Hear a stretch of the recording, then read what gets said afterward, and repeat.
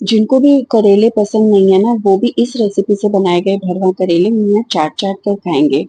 आप सब भी इस रेसिपी को पूरा देखिए और अपने घर पे जरूर ट्राई कीजिए और मुझे बताइए कि जिनको करेले नहीं पसंद है उनको ये करेले कैसे लगे। तो आइए चलिए स्टार्ट करते हैं भरवा करेले की रेसिपी। तो सबसे पहले तो मैं मार्केट से बहुत सारे ये करेले ले आई। करेले के सीजन आ गया है तो अब अच्छे खासे करेले मार्केट में मिल रहे हैं।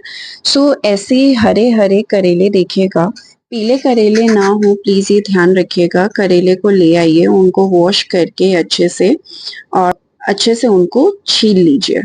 हाँ, थोड़ा-सा टाइम लगता है करेले छीलने में, पर हाँ, ये ध्यान रखिएगा कि जब आप करेले छीलें तो ध्यान से छीलें, क्योंकि करेले का छिलका थोड़ा-सा दूर-दूर तक जाता है बिकॉज़ उसका थोड़ा-सा रफ टेक्सचर होता है करेले का।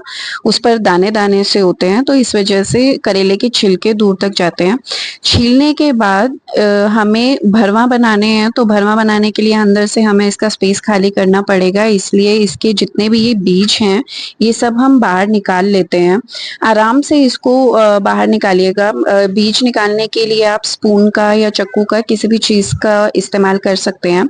आराम से इसके बीज निकालिएगा। हाँ, ध्यान रखिएगा बीज निकालते हुए कि करेला ना कटे। अगर करेला कट गया तो जब हम इसमें मसाला भरेंगे तो वो बाहर निकल जाएगा। So please take care of that. ये देखिए इस तरीके से आराम से सारे करेले के बीज निकाल लीजिए। हाँ, अगर करेले के बीज कच्चे हैं तो वो हम मसाले में यूज कर सकते हैं। अगर पके हुए हैं तो फिर वो नहीं खाए जाएंगे, नहीं जाएंगे। ये देखिए इस तरीके से करेले को खाली करना है अंदर से। ऐसे ही हम सारे करेले के बीज को निकाल लेंगे। और हाँ, एक चीज मैं आपको बता दूं कि करेले बनाने के लिए आपको थोड़ा सा पेशेंस चाहिए होगा। ये 2 दिन की एक्टिविटी रहती है। अगर आपके पास मॉर्निंग का टाइम रहता है तो आप एक दिन में कर सकते हो, अदरवाइज इसको 2 दिन लगेंगे। पहले तो हमें करेले छील के नमक लगा के, क्योंकि करेला कड़वा होता है तो हमें करेले को नमक लगा के 4-5 आवर्स के लिए धूप में रखना होता है, ताकि उसकी जितनी भी कड़वाहट होती है वो सब निकल जाए। और इसलिए भरवा करेले बनाने में थोड़ा सा टाइम ज्यादा लगता है। बट हाँ, जिनको ये प्रॉब्लम है कि करेला कड़वा रहता है, उनके लिए ये कड़वाहट वाली प्रॉब्लम हट जाती है और करेला बिल्कुल भी कड़वा नहीं रहता इससे। इसलिए थोड़ा सा टाइम ज्यादा लगता है। तो उसी अकॉर्डिंग आप प्लान करके इस रेसिपी को बनाइएगा। ये देखिए ये सारे बीज पके हुए हैं तो किसी भी यूज के नहीं है, इसलिए मैं इनको फेंक देती हूँ। इसके बाद एक एक करेले पे अच्छे से आपको नमक लगाना है, अंदर से भी और बाहर से भी हाथों से फैला के अच्छे से एक एक कोने पे नमक लगाइएगा, ताकि जितनी भी इसकी कड़वाहट है सब निकल जाए। अच्छे से नमक लगा के इसको छलनी से कवर करके धूप में रखना है 3-4 आवर्स के लिए, ताकि इसकी जितनी भी कड़वाहट है सब निकल जाए। ये देखिए मैंने इस तरीके से छलनी से कवर करके धूप में रख दिया था। अब गर्मी इतनी ज्यादा है कि 3-4 आवर्स में ही ये तैयार हो जाते हैं। अगर विंटर्स होती हैं तो हमें थोड़ा ज्यादा टाइम के लिए हमें रखना पड़ता है, 7 to 8 आवर्स के लिए। बट समर्स में 3-4 आवर्स ही काफी हैं। अब करेले बनाने के लिए एकदम रेडी हैं। हमने करेलों को धूप में रखा था, तो धूप में रखने के बाद करेले थोड़े क्रिस्पी हो जाते हैं, तो उनको सॉफ्ट करने के लिए हमें उन्हें पानी में भिगोना पड़ता है 10 मिनट के लिए।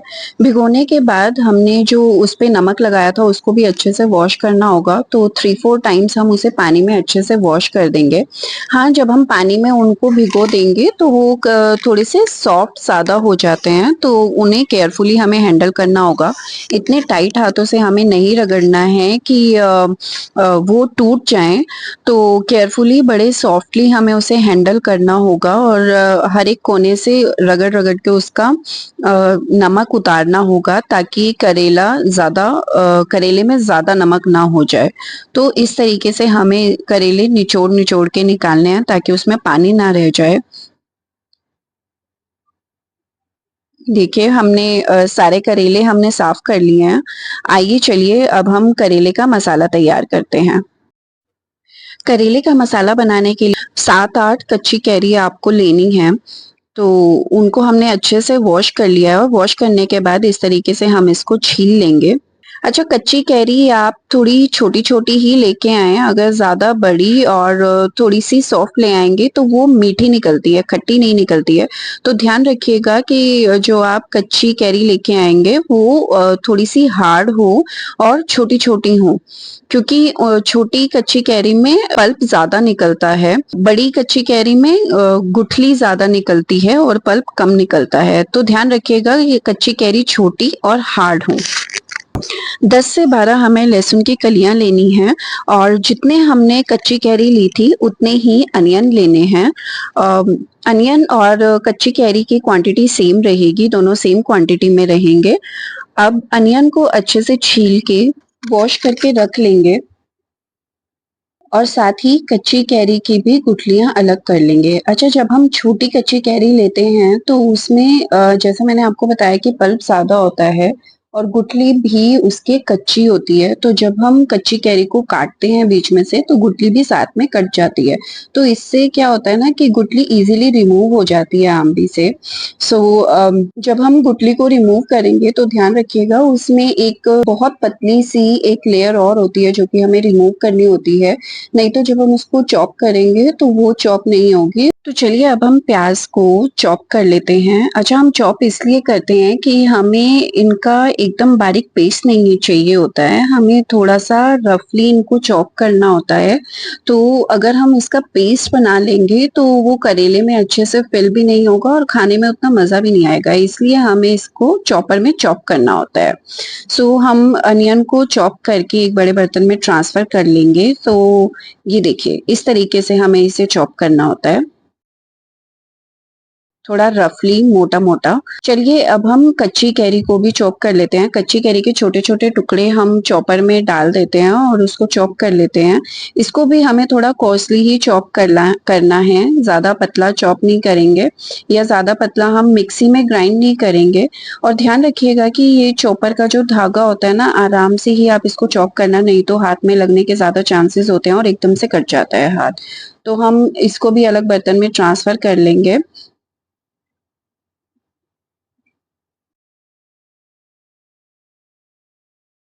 ये देखिए इस तरीके से ये हाथ में भी लग सकता है, तो ध्यान से आप इसको चॉप कीजिएगा। चलिए कच्ची कैरी और आंबी तो हमारी चॉप हो गई है। अब हम देखते हैं कि हमारे इंग्रेडिएंट्स क्या-क्या हैं। सबसे पहले हमने ये मसाले लिए हैं। मसाले में हमने 1 टेबलस्पून हल्दी पाउडर, 2 टेबलस्पून धनिया powder, 1 tablespoon chaat masala and 1 tablespoon Kashmiri लाल मिर्च ली है। कश्मीरी लाल मिर्च हमने सिर्फ कलर के लिए ली है, तीखेपन के लिए हम ग्रीन चिलीज ऐड करेंगे। 10 से 12 लहसुन की कलियां हमने ग्रेट कर ली हैं। 2 टू 3 ग्रीन चिलीज बारीक काट ली हैं। 1 इंची अदरक का टुकड़ा ग्रेट किया है। 1 टेबलस्पून जीरा और 1 पिंच जितनी हींग हमने ली है। यहाँ पे बारीक कटा धनिया ले लिया है और ये करेले जो हमने वॉश किए थे, चॉप किया हुआ अनियन हमने ले लिया है, चॉप किया हुआ कच्ची कैरी और सॉल्ट हमारा रहेगा। और कुकिंग ऑयल में मैं मस्टर्ड ऑयल ही हमेशा यूज़ करती हूँ, ये ज़्यादा हेल्दी होता है रिफाइंड या डालडा घी से। तो आइए कुकिंग करते हैं। कुकिंग करने के लिए हमने पैन में हमने सबसे पहले ऑयल ले लिया है। ऑयल इसमें थोड़ा-सा ज़्यादा लगता है तो ये मत सोचिएगा कि ये अनहेल्दी है। मसाला अच्छे से भूनता नहीं है अगर हम ऑयल थोड़ा कम लेंगे। ऑयल को गरम करने के बाद हम इसमें जीरा डाल देंगे। जीरा भूनने के बाद जो हमने हींग ली थी 1 पिंच वो डाल देंगे। इसको अच्छे से भूनने के बाद ग्रीन चिलीज ऐड कर देंगे। ग्रीन चिलीज के साथ ही हम इसमें अदरक और लहसुन दोनों ऐड कर देंगे। इन तीनों को हम ज़्यादा नहीं भूनेंगे, हल्का सा गोल्डन ब्राउन कलर होने तक ही इनको भून देंगे। और जैसे ही ये भून जाते हैं इसमें जो हमने अपना प्याज को चॉप किया था वो हम ऐड कर देंगे और इसमें अच्छे से मिक्स कर देंगे। और इन सबको मिक्स करने के बाद इसी टाइम पे हमें इसमें मसाले ऐड करने हैं। सबसे पहले salt according to your taste, जितना भी सॉल्ट आपको डालना है वो ऐड कर दीजिए। सॉल्ट ऐड करने के बाद मसाला मिक्स कर दीजिए और पैन को लीड लगा के थोड़ी देर के लिए ढक दीजिए। थोड़ा सा प्याज को भूनने देंगे ताकि नमक उसमें अच्छे से ऐड हो जाए। ये देखिए प्याज हल्का सा गोल्डन ब्राउन हो गया है। इसी टाइम पे हम उसमें मसाले ऐड कर देंगे जो हमने हल्दी, कश्मीरी लाल मिर्च, धनिया पाउडर और चाट मसाला लिया था।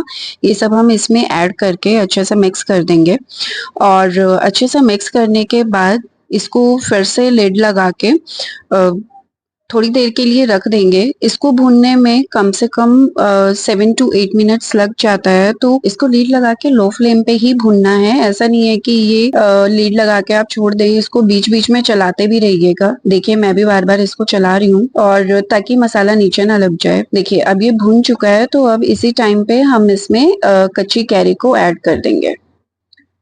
कच्ची कैरी को भी ऐड करने के बाद मसाले में अच्छे से मिक्स कर देंगे। मिक्स करने के बाद इसमें हमने जो धनिया पत्ती काट के रखी थी वो ऐड कर देंगे कलर के लिए और फिर से इसको अच्छे से मिक्स कर लेंगे। धनिया पत्ती हम इस टाइम इसलिए ऐड करते हैं ताकि जब मसाला भून रहा है तो उसमें थोड़ा सा धनिया का फ्लेवर चला जाए, जो कि बहुत रिफ्रेशिंग सा लगता है।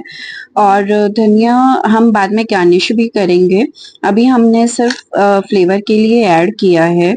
और जब हम इसको भूनेंगे तो धनिया पत्ती थोड़ी ब्लैक हो जाएंगी, इसलिए बाद में हम इसको गार्निशिंग के लिए रखेंगे। और बीच बीच में हम इसे हिलाते रहेंगे, नहीं तो मसाला नीचे लग जाएगा। और इसको भूनने में कम से कम 8 to 10 मिनट्स तो लगेंगे ही।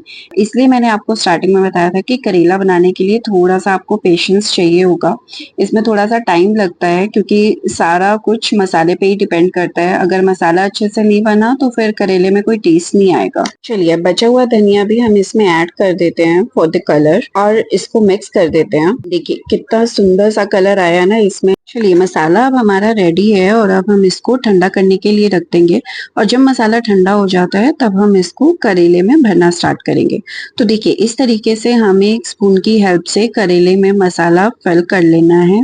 एक एक करके हम इस तरीके से मसाला फिल कर लेंगे। आराम से फिल कीजिएगा क्योंकि करेले बहुत सॉफ्ट हैं इस टाइम पे, तो अगर हम उसको सॉफ्टली हैंडल नहीं करेंगे तो करेले टूटने के चांसेस ज्यादा हैं। तो इस तरीके से हम एक एक करेला करके भर लेते हैं जल्दी से। अच्छा मैं थोड़ा सा मसाला एक्स्ट्रा भी बनाती हूँ, मुझे मसाला खाना भी बहुत अच्छा लगता है। अगर रोटी के साथ सिर्फ करेले का मसाला खाया जाए तो बहुत टेस्टी लगता है, आप भी इसको ट्राई कर सकते हो।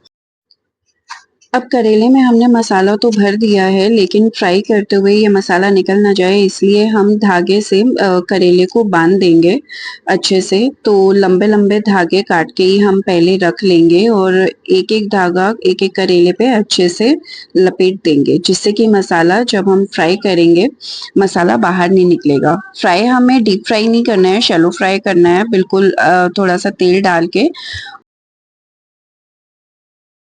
ये देखिए इस तरीके से हम एक एक करेले को अच्छे से धागे से लपेट देंगे। ये देखिए